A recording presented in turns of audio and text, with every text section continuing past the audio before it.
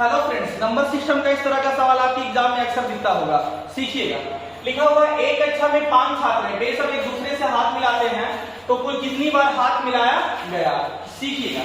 एक कक्षा में मान लिया जाए कि आप ही की क्लास में 5 विद्यार्थी हैं और चिल्ड्रन डे पार्टी की बात हो रही है, बाल दिवस में पार्टी की बात हो रही है और कितने मित्र हैं, 5 मित्र हैं और पांचों मित्र एक दूसरे से हाथ मिलाते हैं। पांचों मित्र एक दूसरे से हाथ मिलाते हैं तो कुल कितने बार हाथ मिलाया गया। ध्यान दीजिएगा, 5 मित्र है, पहला मित्र, दूसरा मित्र, तीसरा मित्र, चौथा मित्र और ये 5वां मित्र। तो ध्यान दीजिएगा सर, जो पहला मित्र होगा वो कितने लोग से हाथ मिलाएगा, तो पहला मित्र जो होगा वो दूसरे से हाथ मिलाएगा, तीसरा मित्र से हाथ मिलाएगा, चौथा मित्र से हाथ मिलाएगा और 5वां मित्र से हाथ मिलाएगा। तो पहला मित्र जो है वो कितनी बार हाथ मिलाएगा, तो वो हाथ मिलाएगा 4 बार।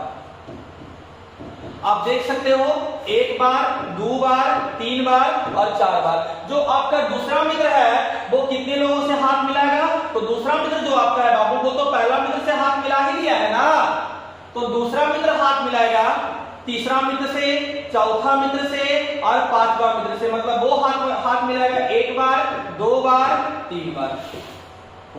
चलिए अब हम आते हैं तीसरा मित्र के पास। देखिए तीसरा मित्र कितने लोगों से हाथ मिलाएगा, तो तीसरा मित्र जो है ये पहला मित्र से भी मिला लिया है और दूसरा मित्र से भी मिला लिया है। तो तीसरा मित्र हाथ मिलाएगा चौथा मित्र से और 5वां मित्र से, चौथा मित्र से और 5वां मित्र से, अर्थात तीसरा मित्र हाथ मिलाएगा कितनी बार, 2 बार, 2 लोगों से। और जो आपका चौथा मित्र होगा तो चौथा मित्र तो पहला मित्र से भी हाथ मिला लिया है, दूसरा मित्र से भी मिलाया है, तीसरा मित्र से भी मिलाया है, लेकिन जो चौथा मित्र है वो 5वां मित्र से नहीं मिलाया है। तो चौथा मित्र हाथ मिलाया किससे, 5वां मित्र से। मतलब कितनी बार, अर्थात 4 3 7 7 2 9 और 1 10 बार। तो चलिए सर आपका आंसर हो जाएगा 10 बार। लेकिन रुकिए रुकिए रुकिए, इतना लंबा करना नहीं है सवाल को। सर यदि आप इतना लंबा कीजिएगा तो एग्जाम भी खत्म हो जाएगा लेकिन आपका सवाल सॉल्व नहीं होगा। जैसे कि यहाँ पे 5 छात्र था तब ना बाबू आप ऐसा कुछ कर लिए, यदि 50 छात्र होता तो आप समझ सकते हो कितना लंबा होगा। तो देखिए एग्जाम में जिस तरह का सवाल आएगा तो किस तरह से इस तरह के सवालों को हम बनाएंगे, सीखिएगा। एक छोटा सा कॉन्सेप्ट ध्यान में रखिएगा, कुल मिलाए गए, कुल मिलाए गए हाथों की संख्या बराबर होता है कि n इंटू n माइनस 1/2।